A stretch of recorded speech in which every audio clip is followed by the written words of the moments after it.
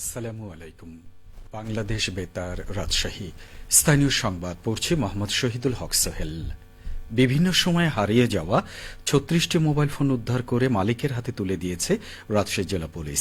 গতকাল police super কার্যালয়ের conference রুমে পুলিশ সুপার ফারজানা ইসলাম ফোনগুলো মালিকের হাতে হস্তান্তর করেন। এ সময় উপস্থিত ছিলেন রাজশাহীর অতিরিক্ত police super crime and ops Mohammad Khairul Alam এবং অতিরিক্ত police super DSB Mohammad Rafiqul Alam. এর আগে রাজশাহী জেলার ৮টি থানায় ফোন হারানো ৩৬ জন ব্যক্তি বিভিন্ন সময় সাধারণ ডায়েরি করেন। এরই পরিপ্রেক্ষিতে পুলিশ সুপার কার্যালয়ের সাইবার ক্রাইম সেল ৩৬টি মোবাইল ফোন উদ্ধার করে। নাটোরে ভোটার তালিকা হালনাগাদ কর্মসূচি চলছে। জেলায় প্রশিক্ষিত ৬৭৩ জন তথ্য সংগ্রহকারী এবং ১৪৪ জন সুপারভাইজার এই কার্যক্রম পরিচালনা করছেন। আগামী ৩রা ফেব্রুয়ারি পর্যন্ত তথ্য সংগ্রহ কার্যক্রম চলবে। এরপর শুরু হবে নির্ধারিত স্থানে নিবন্ধন বা ফিঙ্গারপ্রিন্ট ও আইরিশ সহ ছবি তোলার কার্যক্রম।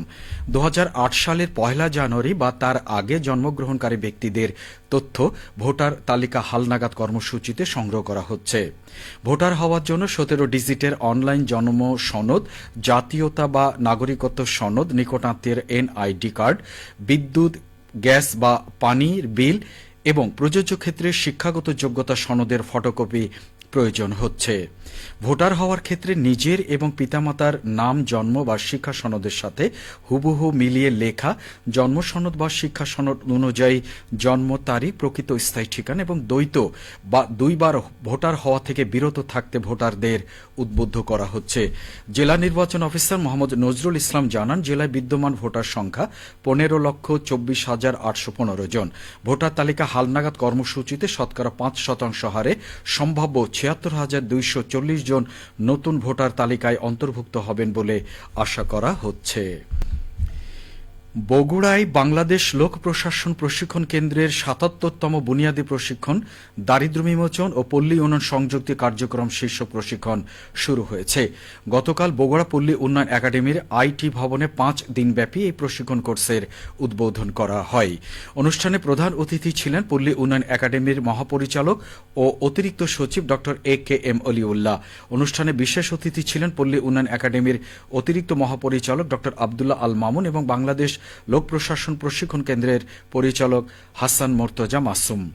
পল্লী উন্নয়ন একাডেমির পরিচালক মোহাম্মদ ফেরদৌস হোসেন খান অনুষ্ঠানে সভাপতিত্ব করেন। আগামী বৃহস্পতিবার এই প্রশিক্ষণ শেষ হবে। নওগাঁয় বাজারে উঠতে শুরু করেছে বিভিন্ন জাতের টক মিষ্টি কুল বা বরই। একদিকে দেশীয় ফলের চাহিদা যেমন মিটছে, অন্যদিকে ভালো দাম পেয়ে অর্থনৈতিকভাবে লাভবান হচ্ছেন বাগানীরা। বরই চাষ সম্প্রসারে কৃষি বিভাগ উদ্যোক্তাদের নানাভাবে সহযোগিতা দিয়ে আসছে। এই নিয়ে এখন শুনুন নওগাঁ জেলা সংবাদদাতার একটি প্রতিবেদন। নওগাঁ জেলায় ২৭০ হেক্টর জমিতে কুল বা বরই চাষের বাগান রয়েছে। ইতোমধ্যেই বলসুন্দরী, আপেল কুল, নারিকেলি ও টক মিষ্টি বরই বাজারে উঠেছে। ফলন ও ভালো দাম পাচ্ছেন চাষিরা, বললেন নওগাঁ শহরের ফল ব্যবসায়ী মৃদুল হোসেন। সব ধরনের বড়ি বাজারে এখন উঠছে, মোটামুটি তো ফলন ভালো পাইছে, তারপরে দামও ভালো পাচ্ছে। নারিকেলি ২০০, ১৮০ আর বলসুন্দরী এটা ১২০, ১০০ এইরকম কেজি। আর টক মিষ্টি এই বড়িটা চলেছে আপনার ১৮০ টাকা, ১০০ টাকা, ১২০ টাকা কেজি। বরেন্দ্র অঞ্চলে মাটির গুণগত মানের কারণেই দিন দিন ফল চাষ বাড়ছে। অনেকেই কুল চাষ করে স্বাবলম্বী হচ্ছেন, এতে সহযোগিতা দিচ্ছে কৃষি বিভাগ, বললেন জেলা কৃষি সম্প্রসারণ অধিদপ্তরের উপপরিচালক কৃষিবিদ আবুল কালাম আজাদ। শুধুমাত্র কুল চাষ করেই তারা স্বাবলম্বী হয়েছে। এ ধরনের কৃষক আমাদের মহাদেবপুর, সাপাহার, পত্নীতলায় এ ধরনের বেশ কিছু কুল চাষী আছে। তা আমরা এ সকল কুল চাষীকে তাদের পাশে থেকে তাদের কারিগরি পরামর্শ সহ আরো টেকনিক্যাল বিষয়গুলা দিয়ে আমরা তাদের সহযোগিতা করছি। নওগাঁ জেলায় চলতি বছর কুল উৎপাদনের লক্ষ্যমাত্রা 4,01,000 মেট্রিক টন, যা স্থানীয় চাহিদার প্রায় 10 গুণ। সমন্বিত বাগানে কুল চাষ লাভজনক হয়ে উঠেছে, বললেন কৃষিবিদ আবুল কালাম আজাদ।